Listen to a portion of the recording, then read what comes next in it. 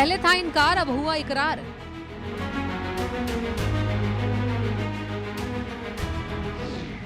E20 पर बदला सरकार का विचार।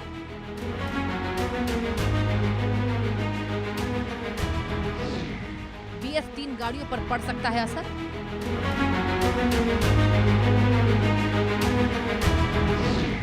आखिर कितना सुरक्षित आपका सफर?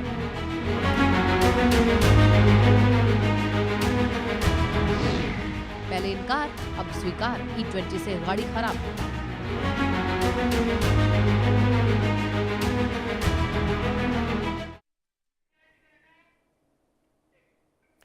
तो चलिए शुरू करते हैं आंकड़े हमारे फैसला आपका। जिस E20 पेट्रोल को अब तक भविष्य का ईंधन बताया जा रहा था, उसी E20 को लेकर अब सरकार ने संसद में पहली बार एक बड़ा कबूलनामा किया है। केंद्रीय सड़क परिवहन मंत्री नितिन गडकरी ने राज्यसभा में यह माना है कि E20 पेट्रोल से कुछ BS3 गाड़ियों के रबर पार्ट्स और गैजेट्स प्रभावित हो सकते हैं। यानी कि जिन लोगों ने सालों से अपनी गाड़ी संभाल कर रखी है, उन्हें अब अतिरिक्त खर्च उठाना पड़ सकता है। सरकार कह रही है कि इंजन को कोई बड़ा नुकसान नहीं होगा, लेकिन सिर्फ पार्ट्स बदलने पड़ सकते हैं। अब सवाल यह है कि अगर नुकसान नहीं है तो फिर पार्ट्स बदलने की जरूरत पड़ क्यों रही है? अगर E20 पूरी तरह से सुरक्षित है तो फिर यह चेतावनी अब क्यों आई है? और अभी तक तो नितिन गडकरी चैलेंज दे रहे थे कि एक भी गाड़ी अगर खराब हो तो मुझे दिखा दो। और क्या E20 को पूरी तरह से लागू करने से पहले सरकार ने सभी संभावित जोखिम का सही आकलन किया था? और अगर किया था तो संसद की रिपोर्ट इससे अलग क्यों है? सबसे पहले आप दिल्ली के पूर्व मुख्यमंत्री अरविंद केजरीवाल और बीजेपी के प्रवक्ता आरपी सिंह का बयान सुनिए। तो इस दिशा में सभी लोगों को साथ लाने के लिए इस शनिवार को एक कार्यक्रम हम आयोजित कर रहे हैं, national town hall against E20। इसमें हमें उम्मीद है कि हजारों लोग पार्टिसिपेट करेंगे। ये सुबह 12 बजे शुरू होगा। जो लोग दिल्ली और आसपास के शहरों के लोग हैं जो फिजिकली आ सकते हैं, वो कॉन्स्टिट्यूशन क्लब में पहुंचे, 11:30 बजे तक पहुंच जाएं।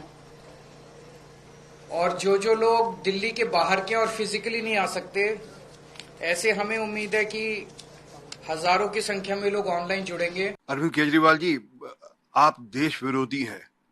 E20 से देश का जो फॉरेक्स है, जो फॉरेन एक्सचेंज है, वो बचता है। आप चाहते नहीं कि देश में फॉरेन एक्सचेंज बचे और देश अपने आप में आत्मनिर्भर बने। आपकी पूरी चेष्टा है कि देश बाहर के देशों पे, बाकी देशों पर निर्भर है, क्योंकि आपकी पूरी सोच देश को अस्त व्यस्त करने की है। अब अस्त व्यस्त कौन हो रहा है ये तो आप देख ही रहे हैं, लेकिन E20 को लेकर सरकार ने एक बड़ा खुलासा किया है, जिसमें उन्होंने E20 से पुरानी गाड़ियों पर हो रहे नुकसान का जिक्र किया है। केंद्र सरकार ने माना है कि E20 पेट्रोल से कुछ पुरानी गाड़ियों पर असर हुआ है। सड़क परिवहन मंत्री नितिन गडकरी ने राज्यसभा में लिखित जानकारी दी है। E20 से BS3 मानक की कुछ गाड़ियों पर असर पड़ सकता है। 2005 से 2016 के बीच बनी कुछ गाड़ियां ज्यादा प्रभावित हो सकती हैं। नियमित सर्विसिंग के दौरान उनके पार्ट्स आसानी से बदले जा सकते हैं। स्टडी में E20 के गाड़ियों की कुल परफॉर्मेंस पर बड़ा असर नहीं है, ये उन्होंने कहा है।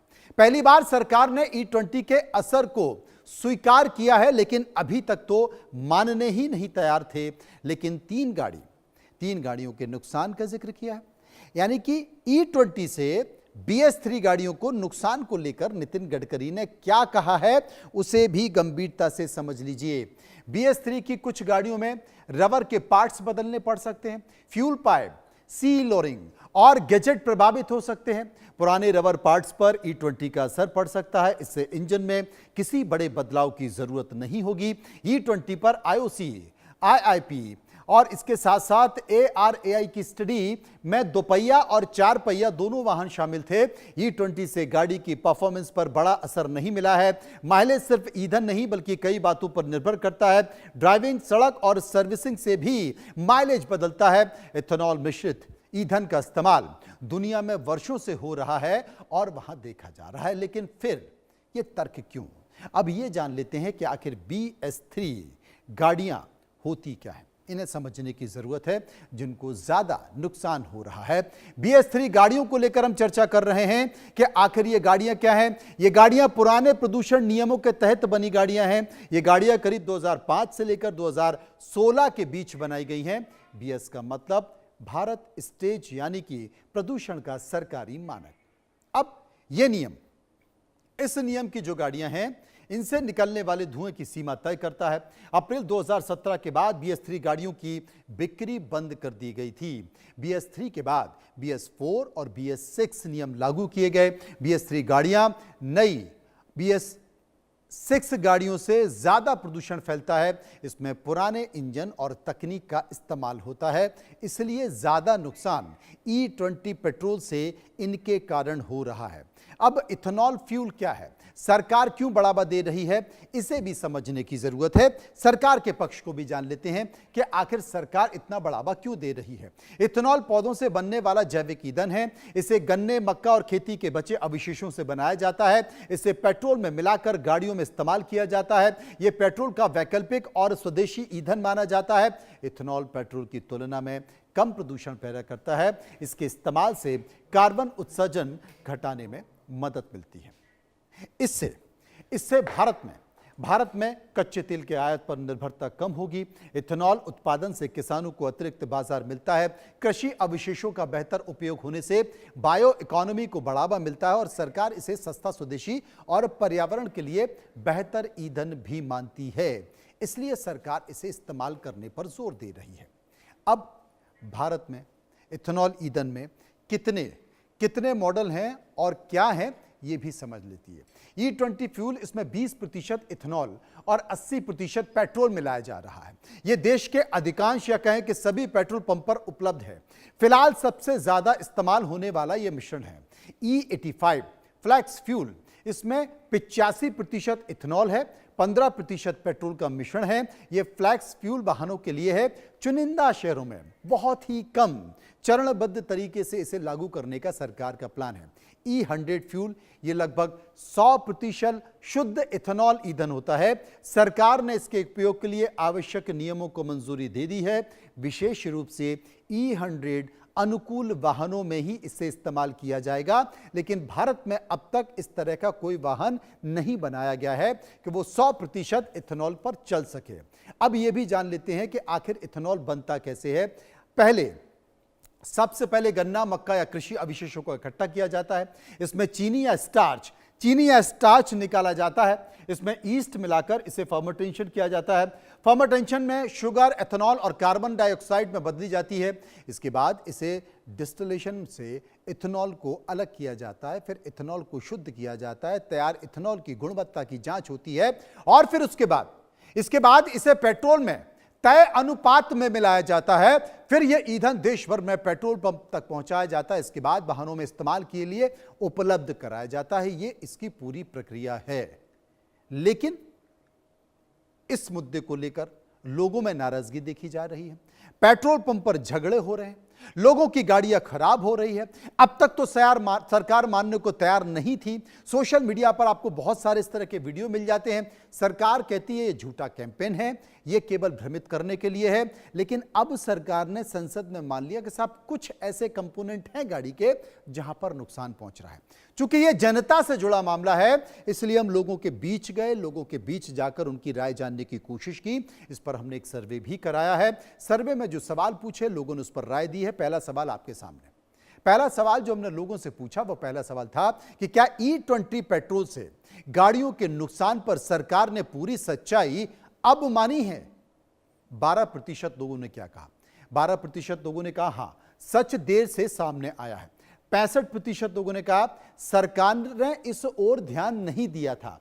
11% लोग कह रहे थे रिपोर्ट से स्थिति अब जाकर साफ हुई है और 12% इस पर कुछ भी कहना नहीं चाहते। सर्वे का एक और सवाल जो हमने लोगों से पूछा कि क्या E20 पेट्रोल की कीमत सबसे ज्यादा BS3 गाड़ी मालिक चुका रहे हैं? लोगों की राय 72% लोग कह रहे थे हां सबसे ज्यादा इन्हीं गाड़ियों के ऊपर असर हो रहा है। 11% लोग कह रहे थे सर्विसिंग से दूर समस्या हो रही है और 10% कह रहे थे नहीं यह असर बेहद सीमित है। 7% लोग इस पर कुछ भी कहना नहीं चाहते थे। सर्वे का तीसरा सवाल जो हमने लोगों से पूछा कि क्या E20 पेट्रोल पर सरकार को पीड़ित वाहन मालिकों को मुआवजा या फिर राहत देनी चाहिए? 42% लोगों ने कहा। 42% लोगों ने कहा हां मुआवजा मिलना चाहिए। 46% लोगों ने कहा सरकार को इसकी जिम्मेदारी लेनी चाहिए। 10% लोगों ने कहा नहीं इसकी जरूरत अभी नहीं है और 2% लोग इस पर कुछ भी कहना नहीं चाहते थे। सर्वे का चौथा सवाल कि क्या E20 पेट्रोल के इस्तेमाल पर सरकार को फिलहाल रोक लगा देनी चाहिए? 72% 72% लोगों ने कहा था कि जब तक इस मामले पर पूरी जांच ना हो जाए, इसको परख ना लिया जाए, तब तक रोक लगा देनी चाहिए। 18% लोगों ने कहा BS3 गाड़ियों को इससे छूट मिलनी चाहिए, यानी कि पेट्रोल पंप पर ऑप्शन देना चाहिए कि भाई आप इथेनॉल मिश्रित पेट्रोल डालना चाहते हैं या शुद्ध पेट्रोल डालना चाहते हैं। 10% लोगों ने कहा नहीं मौजूदा नीति जो चल रही है वो चलती रहे, जारी रहे। एक और सवाल, अंतिम सवाल जो हमने लोगों से पूछा वो था कि क्या E20 पेट्रोल से जुड़ी जिम्मेदारी सरकार की ज्यादा है या फिर वाहन कंपनियों की ज्यादा है? 48% लोगों ने कहा यह जिम्मेदारी तो सरकार की है। 42% लोगों ने कहा दोनों की जिम्मेदारी, यानी कि वाहन मालिकों की जिम्मेदारी थी उसे लोगों ने 10% माना है, तो दोनों की जिम्मेदारी मिलाकर लोगों ने कहा साहब 42% लोग कह रहे थे ये तो दोनों की जिम्मेदारी बनती है। अब इसके साथ साथ कुछ चर्चा करेंगे, समझने की कोशिश करेंगे कि इस मसले पर आखिर क्या है। कुछ विशेषज्ञों को हमने बुलाया है, कुछ ऐसे लोगों भी हमारे साथ होंगे जो कि संघर्ष किया इस मामले पर, जिन्होंने संघर्ष किया, जिन्होंने लड़ाई लड़ी, क्योंकि वो इस बात को सिद्ध भी कर पाए कि साहब मेरी गाड़ी खराब हो रही है। एडवोकेट चांदी प्रीति शाह मेरे साथ मौजूद हैं, उनसे हम चर्चा करेंगे। पॉलिटिकल एक्सपर्ट कुशाग्र सक्सेना भी मेरे साथ जुड़ेंगे, उनसे हम बात करें। कुशाग्र सक्सेना प्रवक्ता कांग्रेस के हैं, वो मेरे साथ मौजूद होंगे। संजय सम्राट अध्यक्ष Delhi taxi and tourist transport association के हैं, ज्यादा संकट हो रहा है, वो मेरे साथ मौजूद होंगे। और डॉक्टर प्रेमराज डेप्टा जो कि शिकायत करता है, जिन्होंने एक लंबा संघर्ष किया है, उपभोक्ता फोरम में लड़ाई लड़ी है, वो भी मेरे साथ मौजूद होंगे। सबसे पहले मैं डॉक्टर प्रेमराज के पास ही चलूंगा, उनसे जानने की कोशिश करूंगा, क्योंकि ताजा उदाहरण सरकार दावा कर रही है, तमाम लोग दावा कर रहे हैं, कोई संकट नहीं, कोई परेशानी नहीं, लेकिन ताजा उदाहरण डॉक्टर प्रेमराज का है, वो बताएंगे। प्रेमराज जी, मैं आपका स्वागत करता हूं इंडिया न्यूज पर। आप अपने संघर्ष की कहानी बता दीजिए कि आपने एक गाड़ी खरीदी, वो खराब हुई और खराब हुई तो आप गैरेज पर लेकर पहुंचे, वहां आपको क्या झेलना पड़ा, आपकी ये लड़ाई क्या है? नमस्ते, गुड इवनिंग एवरीवन। जी, मैं डॉक्टर प्रेमराज देवता हूँ। मैं एक किडनी स्पेशलिस्ट हूँ। जी, तो मेरा daily running around 150 to 200 kilometre रहता है। तो इसीलिए 2024 में, उस टाइम में हाइब्रिड का नया आया था, तो उसमें मुझे ये पता था कि उसमें पेट्रोल भी काम करता है और ईवी भी, जैसे देखते होंगे तो उसमें ईंधन की बचत हो सकती है जी। उसके चलते मैं गाड़ी लिया उस टाइम में। और ये जून 2024 3 जून की बात है जब मैं गाड़ी खरीदा था। तो मुझे बेचा गया था दिसंबर 2023 मैन्युफैक्चरिंग बोल के। लेकिन जो जजमेंट माननीय उपभोक्ता आयोग का जजमेंट आया है उसमें साफ लिखा हुआ है, और मैं पेपर वर्क सारे देखा हूँ, तो उसमें जनवरी 2023 का मॉडल है और उसमें ये बताया गया है कि E20 कॉम्पेटिबल नहीं था गाड़ी। और 5 महीने लगभग गाड़ी चलने के बाद नवंबर 11 2024 को जब मैं पेट्रोल भर के जा रहा था तो गाड़ी में डैशबोर्ड में इंजन प्रॉब्लम बताया। मैं तत्काल शोरूम में लेके गया, तो शोरूम में जब पेट्रोल को एक बोतल में निकाले तो एक जेली जैसा तरल पदार्थ नीचे जमा हो गया। तो वहां पे मुझे ये बताया गया कि ये अपमिश्रित पेट्रोल यानी एडल्टरेटेड फ्यूल के कारण हुआ है, तो उसके कारण गाड़ी में प्रॉब्लम आया है। तो मैं इसी एक्सप्लेनेशन को देखते हुए सीधा पेट्रोल पंप गया था।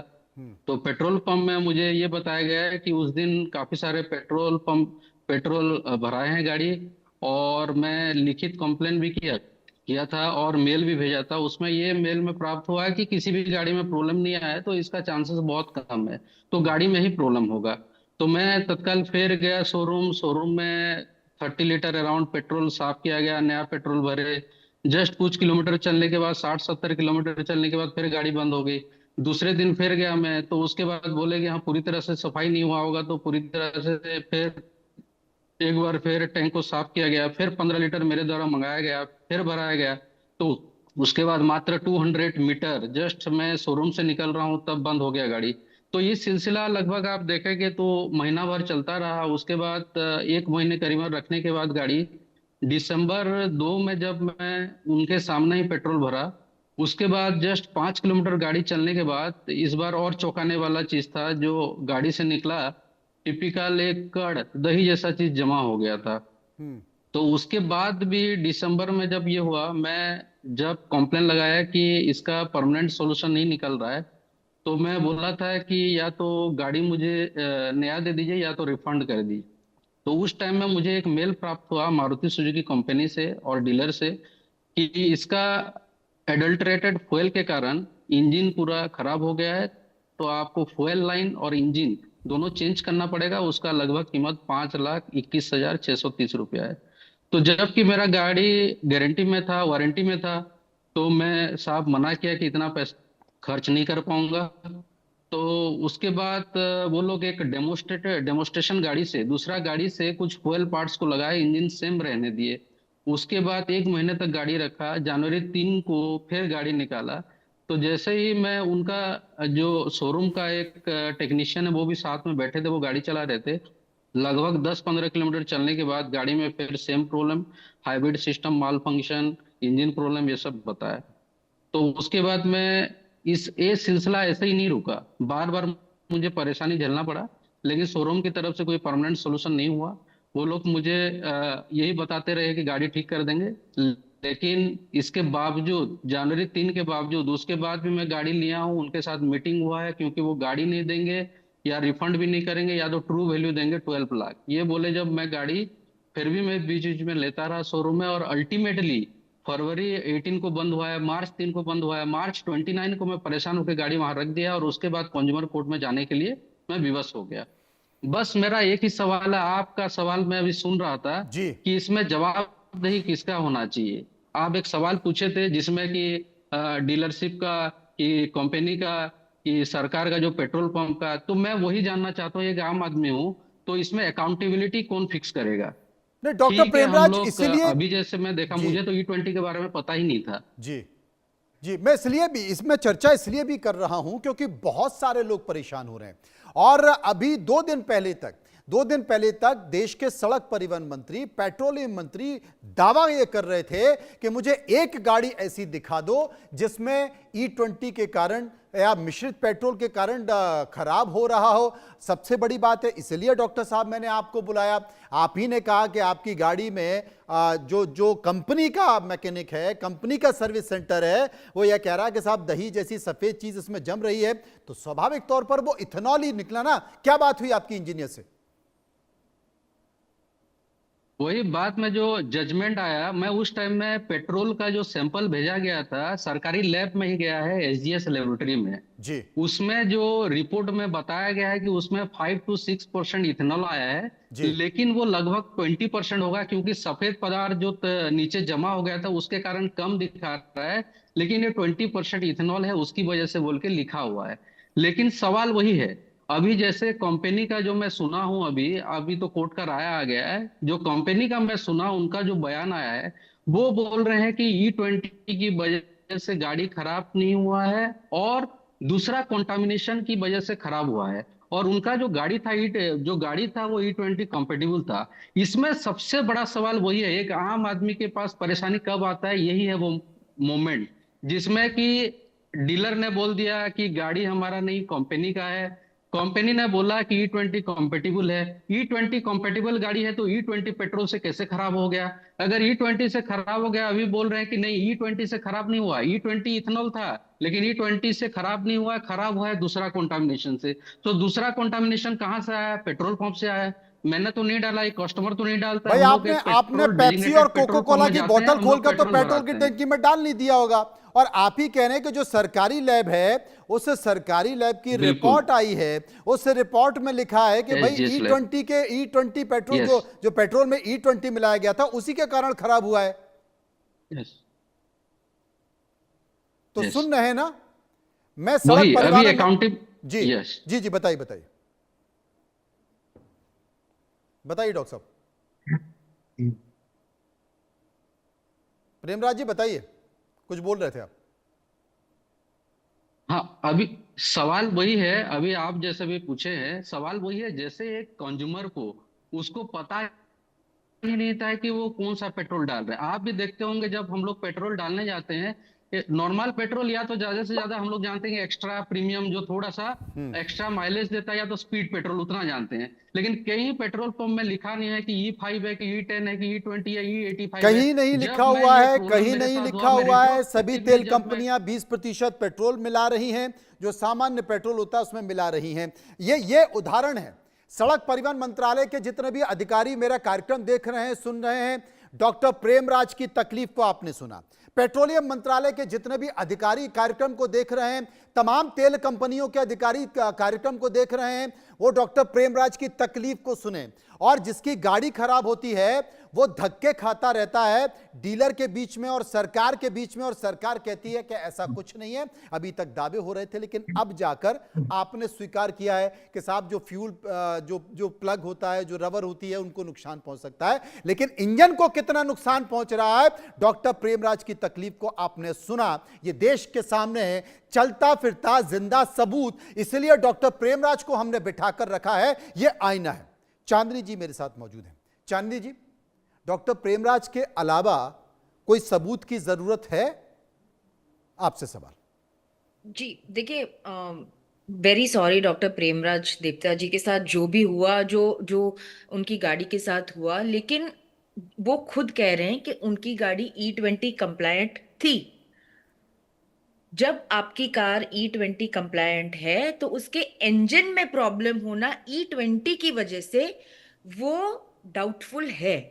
मैं जितना स्टडी करके आई हूँ, आपकी डिबेट से पहले भी मैंने स्टडी किया है, जब से ये टॉपिक चल रहा है तब से भी मैं इस चीज पे स्टडी करते हुए आई हूँ। लेकिन ये फॉल्ट जो उनकी गाड़ी में हुआ है वो सिर्फ E20 की वजह से हुआ है, वो हम नहीं कह सकते। यस, अडल्ट्रेटेड फ्यूल की वजह से हुआ है, लेकिन वो अडल्ट्रेशन पेट्रोल पंप खुद भी कर सकती है। यहाँ आप, आई अंडरस्टैंड इनका क्वेश्चन है अकाउंटेबिलिटी की, अकाउंटेबिलिटी कौन ले, लेकिन ये जब अकाउंटेबिलिटी की बात आती है तो ये ना गोल चक्कर घूमता ही रहता है कि ये हमने नहीं किया। कंपनी कहेगी हमारी तरफ से गाड़ी E20 कंप्लायंट थी तो कोई इशू नहीं आएगा। अभी तक के भी आप अगर नीति आयोग का स्टडी देख लीजिए, या आप अभी तक के जितने गवर्नमेंट की तरफ से भी जो स्टडीज हुई हैं, उन्होंने नीति आयोग के साथ, उन्होंने ऑटोमोबाइल मैन्युफैक्चरर्स के साथ, उन्होंने ऑयल मार्केटिंग कंपनीज के साथ, उन्होंने automotive research association of India के साथ, society of Indian automobile manufacturers के साथ, इंडियन इंस्टीट्यूट ऑफ पेट्रोलियम और IITs और दूसरे टेक्निकल इंस्टीट्यूशंस के साथ मिलके ये चीज बनाई है। और ये हम E20 की जब हम बात करते हैं, ये आज की नीति नहीं है, ये 2021 से नीति आयोग ने बनाई है। तो जब मेरा पूरा सिंपैथी है इनके साथ जो प्रॉब्लम हुआ है उस चीज से, लेकिन ये जो चीज है, जो ये इनके इंजन में प्रॉब्लम आया है, क्योंकि अभी तक मैंने और कहीं पे भी किसी से भी ये नहीं सुना है कि उनकी इंजन में प्रॉब्लम आया है या उनके इंजन में E20 की वजह से प्रॉब्लम आया। माइलेज में प्रॉब्लम आई है, हाँ, 3 to 5% ऑफ माइलेज में कमी आ सकती है, डिपेंडेंट कि आप किस तरीके से गाड़ी चला रहे हो, किस तरीके से उसको मेंटेन कर रहे हो, उस हिसाब से आपका इतना वेरिएशन आ सकता है अगर आपकी गाड़ी E10 कंप्लायंट है तो। लेकिन 2023 और उसके बाद की सारी गाड़ियां E20 कंप्लायंट रही है, तो E20 स्पेसिफिकली इसकी वजह से इंजन में प्रॉब्लम आ सकता है, उस चीज को मैं आई थिंक इस चीज में मैं सहमत नहीं हूं कि ये सिर्फ E20 की वजह से हुआ है। देखिए, कांग्रेस के नेता प्रवक्ता कुशाग्र सक्सेना एक बार मेरे साथ मौजूद हैं, उनको सुन लेते हैं, उसके बाद मैं आपके पास आता हूं। कुशाग्र जी। देखिए मनोज जी, ये सरासर ना इस सरकार की बड़ी दिक्कत है।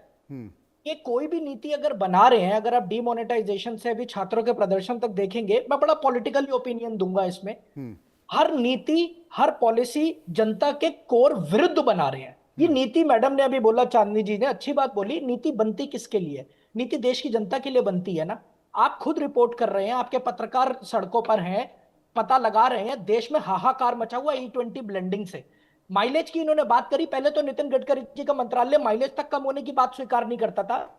5 तरीके से इथेनॉल को ब्लेंड किया जाता है, प्रिपरेशन से, फर्मेंटेशन से, डिस्टिलेशन से, ब्लेंडिंग से, देन कंसंट्रेट होकर ब्लेंड किया जाता है 10% और 20% इथेनॉल, जिसका जो है 1/3 कैलोरी जूल जो है वो पेट्रोल से ऑलरेडी कम होता है, जिसकी वजह से 2 से 6% का माइलेज, ये तो स्वाभाविक है गिरेगा ही गिरेगा, ये तो स्वाभाविक है। और उसके ऊपर जब अभी इन्होंने बोला कि पेट्रोल के अडल्ट्रेशन की बात, ऑलरेडी मेरे देश का कंज्यूमर हाई और स्काई रॉकेटिंग पेट्रोल पे पेट्रोल परचेज कर रहा है, जबकि देश में और विश्व स्तर पे क्रूड ऑयल आज भी सबसे सस्ता है। जितनी स्टडी हुई, तो क्या ये कोई पहले लैब टेस्टिंग सरकार ने नहीं करी? गडकरी जी आके बोल रहे हैं, हरदीप पुरी जिनके एप्स्टीन फाइल में नाम था वो तो शांति बैठे हुए हैं, उनके तो मुंह से कोई शब्द ही नहीं निकल रहा। मगर ठीक है, चलो गडकरी जी ने संसद में आके कबूला कि भैया BS3 की गाड़ियों में ये प्रॉब्लम होगी। अब देखिए, मैं एक बात और कहना चाहूंगा, इन्होंने बोला कि रबड़ पार्ट्स और गैस्केट में प्रॉब्लम हो सकती है। अब यहां पे अगर हम मैकेनिकली अगर देखेंगे तो यहाँ पे पाइप्स, ओरिंग, रबड़ seal, fuel hose and fuel injector के जितने भी रबड़ पार्ट्स है फ्यूल सिस्टम से रिलेटेड, वो डैमेज होंगे, BS3 हो या फिर और कोई हो, क्योंकि इथेनॉल ब्लेंडिंग में लगातार, जैसे मेरी खुद की BS6 की गाड़ी है, मेरा माइलेज 4 किलोमीटर पर लीटर तक गिर चुका है। आई ड्राइव विटारा ब्रेजा, जो कि मैं आपके चैनल पे खुल के बोल रहा हूं, 13 से 14 की माइलेज वो गाड़ी मेरी दे रही थी, आज 9, 9.5 की माइलेज आ चुकी है, जब से मैंने E20 का पेट्रोल डलवाना शुरू करा है, और उसका मैं खुद भोग रहा हूं उस चीज को। अब बात आती है कि चलो ये पार्ट्स खराब होने की आपने बात मांगी, BS3 लाखों व्हीकल सड़कों पर है, अगर ये पार्ट्स खराब होंगे तो क्या इंश्योरेंस कंपनी इसका क्लेम एक्सेप्ट करेगी? कॉन्स्टिट्यूशनल डैमेज का स्टैंडर्ड इंश्योरेंस पॉलिसी नहीं, वो तो नितिन गडकरी बोल चुके हैं, वो तो नितिन गडकरी बोल चुके हैं कि करना पड़ेगा, और कंपनी की भी जिम्मेदारी है, अगर गाड़ी वहां जाती है तो कंपनी इसमें पीछा नहीं छोड़ा सकती, वो नितिन गडकरी ने कहा है। मनोज जी, नितिन गडकरी जी ने तो ये भी बोला था कि कोई डैमेज नहीं होता।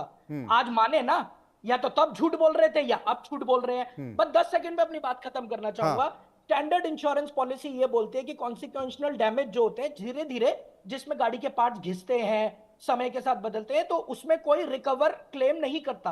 और सबसे बड़ा जो इफेक्ट पड़ेगा रबड़ पार्ट्स का, गैस्केट का, ये उसी कैटेगरी में आता है। यानी अब ये तेजी से खराब होंगे, और जो पहले मेंटेनेंस का कॉस्ट कम था वो बढ़ेगा। इंश्योरेंस कंपनी इसका क्लेम नहीं कवर करती, क्योंकि धीरे धीरे से घिसाव जिन पार्ट्स का होता है उस पर कभी भी कोई रिकवरी और ये क्लेम नहीं देती इंश्योरेंस पॉलिसी। एक इंश्योरेंस कंपनी ने अपने एक ब्लॉग में भी लिखा था कि हमें खुद ये क्लैरिटी नहीं है कि रबड़ पार्ट्स और फ्यूल सिस्टम को हम अपने क्लेम में लेकर आएंगे या नहीं। यानी E20 और एथेनॉल से जो डैमेजेस होंगे उसमें इंश्योरेंस पॉलिसीज को भी कोई क्लैरिटी नहीं है। अब बात आती है कि जो नितिन गडकरी जी ने बोला कि हमने स्टडी करी। देखिए, पहले तो जितनी स्टडीज हुई है सारी सरकारी एजेंसीज की हुई है, तो हम एज एन ऑपोजिशन पहले तो डिमांड करते हैं कि किसी थर्ड पार्टी से और इंडिपेंडेंट एजेंसी से पूरा ऑडिट कराया जाए, पूरी लैब टेस्टिंग हो, बिकॉज इन्होंने कोई लैब में टेस्टिंग नहीं करी, कोई पायलट प्रोजेक्ट नहीं चलाया, इन्होंने सीधा उस पूरे एथेनॉल प्रोजेक्ट को देश के ऊपर नेशनल रोल आउट कर दिया। नहीं, आप कैसे कह सकते हैं कि लैब टेस्टिंग नहीं कराई? आप कैसे कह सकते हैं? प्रूफ देते हैं, ये क्या इनके डेटा रिलीज करते हैं, ये कितनी गाड़ियों पे इन्होंने लैब टेस्टिंग नहीं, और कितने डेटा चाहिए आपको? ऑटोमोबाइल, मैं तो आपको बता रहा हूं, और कितने डेटा चाहिए? अरे डॉक्टर प्रेमराज ने सरकारी लैब से, डॉक्टर प्रेमराज ने सरकारी लैब से टेस्ट कराया, वो सरकारी लैब कह रही है कि साहब E20 के कारण खराब हुआ है। मैं आपको कह रहा हूं ना मनोज जी, ये एक इंडिपेंडेंट एजेंसी से अब जो डिमांड्स आ रही हैं, पब्लिक बुरी तरीके से जो परेशान है, एक इंटरनल और फ्री ऑडिट किसी इंडिपेंडेंट एजेंसी। चलो, आपने तो अपनी गाड़ी का जिक्र कर लिया, आपने अपनी गाड़ी का जिक्र कर लिया, लेकिन संजय सम्राट के पास मैं चलता हूं। वो तो बहुत सारी गाड़ियों की रिपोर्ट उनके पास आ रही होगी, काफी सारे लोगों की तकलीफ उनके साथ आ रही होगी, आ भी रही है या नहीं आ रही है? संजय जी बता दीजिए। मैं पहले आप लोगों को बताना चाहता हूं कि मैं विश्व का पहला हिंदू हूं जो भ्रष्टाचार का पुतला हर दशहरे पे जला रहा है, रावण का पुतला ना जला के, और पिछले साल मैंने प्रेस कॉन्फ्रेंस करके एथनॉल का भी पुतला जलाया, तो ये कोई कहे कि अभी कोई आंदोलन चला इसलिए ये मुद्दा उठाया है, तो वो गलत है। दूसरी बात है कि मैं आज भी गडकरी साहब से भी शाम को मेरी हमारे डेलीगेशन की मुलाकात थी, आज मैं शाम को मिलके आ रहा हूँ। गडकरी साहब ने अभी हाईकोर्ट में कहा है कि भाई मेरा एथनॉल से कोई मतलब नहीं है, लेकिन वो आज भी एथनॉल का ही फेवर कर रहे थे, और उन्होंने हमें बताया कि हमारे हिंदुस्तान के किसानों को एथनॉल की वजह से बड़ा फायदा हो रहा है, मक्का का रेट बढ़ गया है, ये सब बढ़ गया है।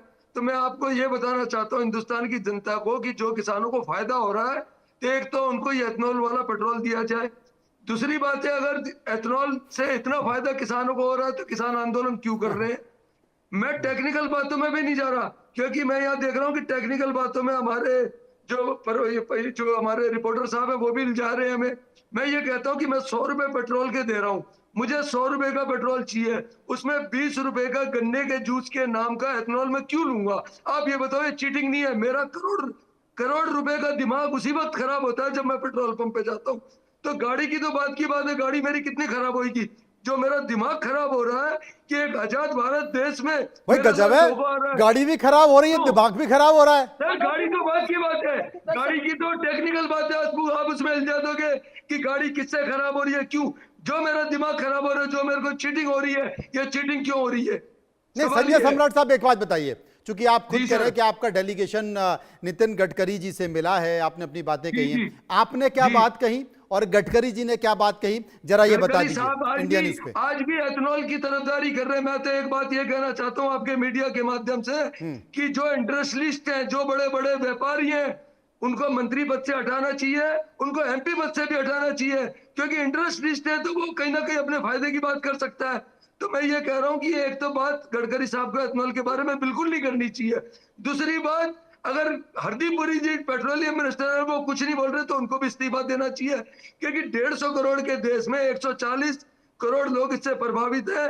अगर मेरे घर में कार है तो मेरे परिवार के लोग भी पीड़ित होंगे अगर मेरी गाड़ी खराब होगी। अच्छा चांदनी जी, एक बात मैं आपसे पूछना चाहता हूं, ये तमाम बातों का जिक्र का, एक बात मैं पूछना चाहता हूं, सरकार E20 लेकर आई है, ये बेसिकली उस गिलास की तरह है जो आधा भरा भी है और आधा खाली है। आप उसको जैसे देखना चाहें कि ये आधा गिलास भरा हुआ है तो वो गिलास भरा हुआ है। की बात कर रहे हैं, ये अरबों रुपए का घोटाला हो गया है एथनॉल के नाम पे। किससे हक से पूछ के मेरे से पूछा?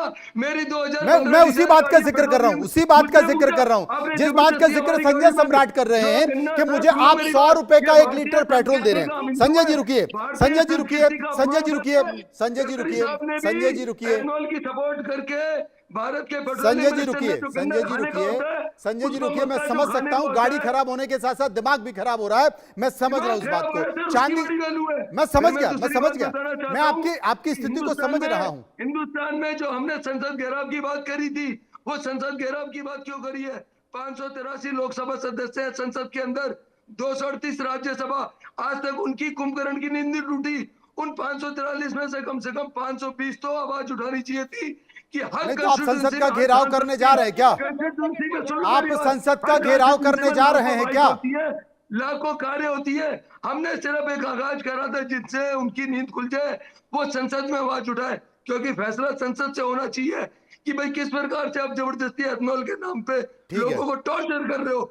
गाड़ी तो बात की बात है सर। अरे भाई थोड़ा रुकिए, थोड़ा रुकिए, गाड़ी बात की बात है। अरे मेरी बात हो गया संजय जी, हो गया।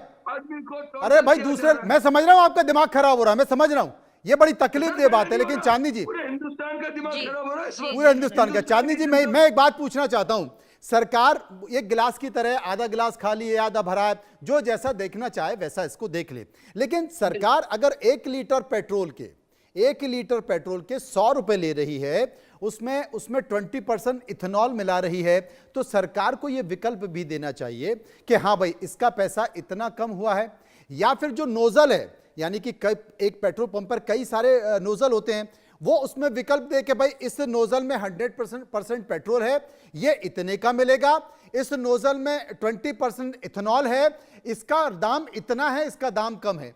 कम से कम विकल्प तो देना चाहिए ना, और अगर विकल्प दिए जाते तो आपको शायद ये समस्या नहीं होती। अरे पहले चांदी जी के पास, आपके पास आता हूं। चांदी जी देखिए मनोज जी, एक भ्रम दूर करते हैं जो E20 का उद्देश्य था वो कभी भी पेट्रोल सस्ता करना नहीं था। सरकार ने ऐसा दावा कभी किया नहीं है। इस नीति का 3 उद्देश्य थे। फर्स्ट, कि भारत की एनर्जी सिक्योरिटी। सेकंड, जो हमारा क्रूड इंपोर्ट था उसको कम करना। और तीसरा था किसानों को एनर्जी इकोनॉमी से जोड़ना। आज हम किसानों को अन्नदाता के साथ साथ हम उनको ऊर्जादाता भी कह सकते हैं। ये क्यों हुआ? पहली बात। दूसरी चीज, आप देखिए कि 1.97 लाख करोड़ से ज्यादा फॉरेन एक्सचेंज बचा है इस चीज में। लगभग 316 lakh metric ton crude oil import हमारा रिड्यूस हुआ है, रिप्लेस हुआ है। लगभग 950 lakh metric ton CO2 emission कम हुआ है। इसका मतलब है कि हम पर्यावरण में भी, देखिए इसको आप एक ही नजरिए से नहीं देख सकते हैं कि ये पेट्रोल सस्ता क्यों नहीं हुआ। मैं ये नहीं कहती कि नहीं होना चाहिए, धीरे धीरे ये भी होगा। आप एक डायलॉग रखिए सरकार के सामने। किसानों की आज हम बात करते हैं तो किसानों को लगभग ऑलमोस्ट 1.60 लाख करोड़ जितना से ज्यादा अधिक भुगतान उनको मिला है। चांदनी जी, तो आप ये देखिए। चांदनी जी, आपको पता है चीनी के भाव पहुंच गई है? मैं आपको ये नहीं ना, कह आपको रही हूं। पता है चीनी के क्या भाव पहुंच गई है? चीनी महंगी हो गई है, नंबर 1। दूसरी चीज आपको पता है इस देश में जो पुरानी जो रीसेल गाड़ियां हैं, जो पुरानी गाड़ियां हैं, यूज्ड गाड़ियां हैं, उनका मार्केट क्या है? नई गाड़ी कितनी उठती हैं? 60 से 65 लाख गाड़ियां इस देश में साल में, और 45 से 55 लाख गाड़ियां हर साल पुरानी गाड़ियां खरीदी जाती हैं और बेची जाती हैं। तो वो जो इतना बड़ा आंकड़ा है, आप कान इधर से पकड़ लीजिए या कान उधर से पकड़ लीजिए। नहीं, देखिए मैं उस पे भी आ रही हूं। जब हम बात करते हैं ना, जैसे यहाँ पे जो एक कांग्रेस के एक प्रवक्ता है वो कह रहे थे कोई टेस्टिंग नहीं हुआ, इस चीज को ऐसे ही रोल आउट कर दिया गया है। तो ये मैं पीआईबी की रिपोर्ट से आपके सामने बोल रही हूं कि 2025-26 में 2.84 करोड़ व्हीकल की टेस्टिंग हुई थी, जिसमें से 1.5 करोड़ व्हीकल E20 कंप्लायंट नहीं थी। Out of 2.84, 1.5 crore vehicle E20 compliant नहीं थी। और फिर भी उनमें कोई करोजन, उनमें कोई अबनॉर्मल वेयर एंड टेयर, उसमें कोई कंपोनेंट में रिडक्शन ये नहीं देखा गया। एक लीडिंग 2 व्हीलर कंपनी ने सेम ऐसा फील्ड एक्सपीरियंस किया। एक OEM ने रिसेंटली एक डेटा शेयर किया जिसमें मनोज जी, मैं आ रहा हूं, कुशाग्र जी अपनी बात करने दीजिए। 1.4 करोड़ हाँ। E20 ऑपरेटेड व्हीकल को ट्रैक किया एक एक्सटेंडेड पीरियड तक, और उसमें इथेनॉल इंड्यूस्ड कोरोजन का भी उनको कोई सबूत नहीं मिला। ARAI ने रीअफर्म किया है कि ये व्हीकल रिगरस इंटरनेशनल स्टैंडर्ड्स के थ्रू बनाई जाती है। मैं ये नहीं कह रही हूं, आप एक तो चीज को संसद में समझिए। सरकार ने जो एयरबैग्स बोला, की आई, सरकार झूठ बोल रही है, सरकार ने स्वीकार किया है। वेयर एंड टेयर होगा, मैं ये नहीं कह रही हूं कि बिल्कुल नहीं होगा। आप वैसे भी अगर आप गाड़ियां यूज करते हैं तो आपका वेयर एंड टेयर तो होता ही है। गैस्केट, और देखिए ये एक चीज ये हो जाती है कि अगर किसी गाड़ी में, नई गाड़ी में एयरबैग्स लगे हैं और पुरानी गाड़ी में नहीं है, तो आप ये नहीं कह सकते कि एयरबैग्स गलत चीज आ गई हैं। E20 का ब्लेंडिंग, आई गेस ये जो बैठे हैं सर यहाँ पे, वो शायद मेरी बात से अग्री करेंगे। E20 सरकार जो लाई है वो UPA की सरकार लेके आई है मेन। ये हटा दिया ना यूपीए की सरकार को। अगर यूपीए की सरकार ने तो उसको भी हटा दिया। आपको नहीं पता चांदनी जी, थोड़ा पढ़ लीजिए। ये वाजपेयी जी का पायलट प्रोजेक्ट था और जो कि इंप्लीमेंट वाजपेयी जी ने करना था ड्यूरिंग हिज फर्स्ट टेन्योर, और वो 13-14 तक भी इंप्लीमेंट प्रॉपर्ली इसलिए नहीं हो पाया था because it was not consumer effective. And the blending of the E20 it was initiated and started by the Modi government on the full pace without testing. Because why I am saying this, कि जो आपने बोला कि testing हुई है, ARAI नहीं, listen चांदनी जी, बोलिए। आपने बोला ARAI की रिपोर्ट आई है, ठीक है, सारी टेस्टिंग रिपोर्ट्स आई है। First of all it should come under the RTI act, ठीक है। मुंबई के एक बैंकर नचिकेत देशपांडे जी ने RTI डाली थी कि जो ARAI की रिपोर्ट है उसको सार्वजनिक करना चाहिए, उसके सारे testing fragments, testing segments, parameters उसको पब्लिक डोमेन में रखने चाहिए। कितना डेटा था, क्या था, वो आज तक उन्हें नहीं मिला। RTI ने साफ मना कर दिया। ये सबसे बड़ी बात। अगर आप लोग इतने पारदर्शी हैं और उस टेस्टिंग रिपोर्ट में क्या ये नहीं पता था कि पहली बात तो मैं बीजेपी से नहीं होता, आप मुझे नहीं, आप लोग नो करके नहीं मैम, बताइए। नहीं ma'am, I am just responding to your whatever you said, I am not saying that you are a BJP person, it's okay. तो मैं बस ये बोल रहा हूं ma'am, you should be like supportive towards me also in this. यहां पे consumer के हितों की रक्षा की बात हो ही नहीं रही है। आपने बात करी एनर्जी रिजर्व्स की, कितना इस सरकार ने काम करा हमारे लिए ऑयल रिजर्व्स बनाने का? कोई काम नहीं किया गया ऑयल। और फिर इंपोर्ट की बात नरेंद्र मोदी जी ने 2014 में बोली थी कि we will reduce the import 75% से 65% तक हम ऑयल इंपोर्ट्स को गिरा देंगे। मैम आज की डेट में 90% ऑयल इंपोर्ट हम बाहर से कर रहे हैं। फिर आपने तीसरी बात करी किसानों को फायदे की। जस्ट अ मिनट, मैं देखिए एथेनॉल ब्लेंड होता है 2 जनरेशन से। फर्स्ट जनरेशन जिसमें गन्ने का जूस जो बोला जाता है, सेकंड जनरेशन होता है जिसमें हम जितना भी हमारे ये एडिबल स्टॉक्स होते हैं जैसे राइस हो गया, व्हीट हो गया, उनके वेस्टेज से हम सेकंड जनरेशन एथेनॉल बनाते हैं। अब एफसीआई ने क्या करा है, 6.35 करोड़ टन चावल इन्होंने 40% बिलो एवरेज कॉस्ट से इथेनॉल बनाने वाली कंपनियों को दिया है। ये मैं नहीं कह रहा हूं, ये एक रिपोर्ट है जो आप भी जिससे सहमत होंगी। क्या ये किसानों के हितों की रक्षा है? मैं मनोज जी आपके सामने आंकड़ा रखना चाहूंगा, 3720 रुपए से 3889 पर क्विंटल ये चावल दिया जाना चाहिए था एथेनॉल कंपनियों को, जो दिया गया 2250 से 2320 प्रति क्विंटल। सीधे 40% इन्होंने कम दिया है रेट मार्केट प्राइस से बिलो एवरेज। क्या ये एमएसपी से लिए गए चावल में से था या ये डायरेक्टली ये तो मैडम एफसीआई तय करे ना कि एफसीआई ने 40% क्यों कम पे दिया, जहां मैं आपको ये पूछ रही हूँ, क्या मैं अगर आपने नीति आयोग पढ़ा होगा तो उसमें बहुत क्लियरली मेंशन्ड है सरप्लस दिया जाएगा। देखिए एमएसपी से बात ही नहीं है उसमें। नहीं, देखिए you are misleading here, I am really sorry. No, I am not. It is clearly written surplus is clearly written कि जो सरकार। आप सुन लीजिए, मैं बस सीधा एक बात आपसे कह रहा हूं, एफसीआई ने 6.35 crore ton rice ethanol companies को 40% बिलो मार्केट प्राइस से दिया है। क्या ये किसानों का फायदा हुआ है? That is what I am saying. नहीं, इसमें कुशाग्र जी एफसीआई के पास जो चावल या जो अनाज पहुंचता है वो तो किसानों से खरीद लिया जाता है, वो एमएसपी पे खरीद लिया जाता है, उनके स्टॉक में रखा रहता है, बाद में एफसीआई फिर देता है बाद में। लेकिन ये बात सच है कि 40% अगर बिलो पे दिया गया है तो ये तो सरकार का राजस्व का नुकसान हुआ है, किसी और का नहीं हुआ। नहीं सर, इसमें कंज्यूमर का नुकसान है। ऑलरेडी जब फूड प्राइसेस, राइस प्राइसेस और जो आपने अभी चीनी का दाम बोला, अलग अलग स्टॉक्स के जब प्राइसेस स्काई रॉकेट हो रहे हैं और लोगों को प्रॉपर खाना नहीं पहुंच रहा है, वहां पे 40% अगर बिलो एवरेज प्राइस से सरकार एथेनॉल कंपनीज को ये चीजें स्टॉक्स प्रोवाइड कर रही है, तो ये मेरे देश के कंज्यूमर के साथ भी तो धोखा है। बिल्कुल नहीं।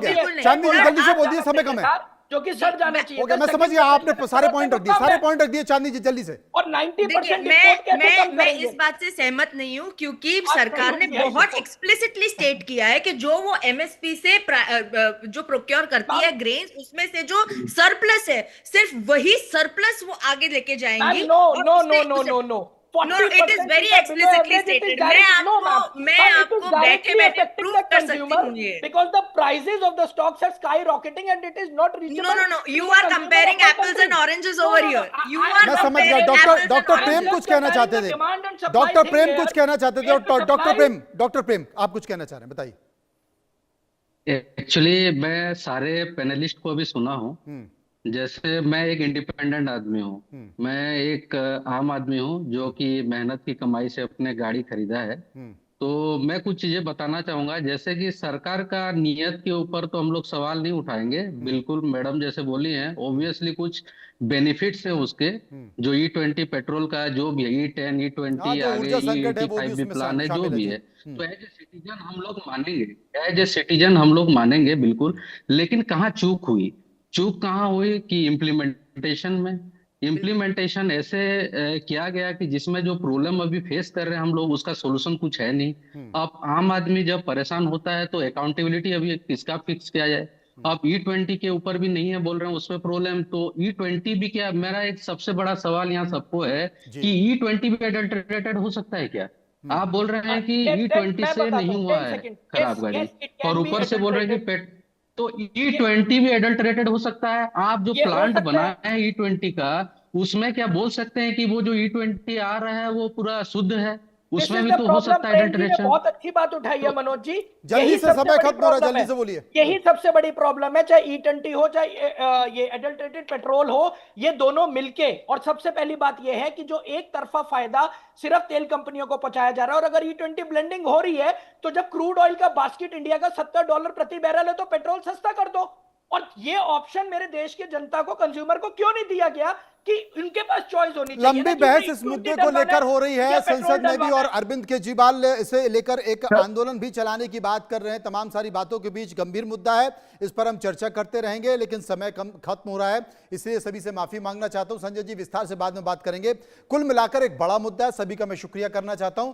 बड़ा मुद्दा संसद में ही उठ रहा है, इसे भी एक आंदोलन के तौर पर आगे ले जाने की कोशिश की जा रही है। कॉकरोच जनता पार्टी ने भी इस पर एक हैशटैग बना दिया है, एक सोशल मीडिया हैंडल बना दिया है कि अगला टारगेट अब E20 है, उसको हटाया जाए। अरविंद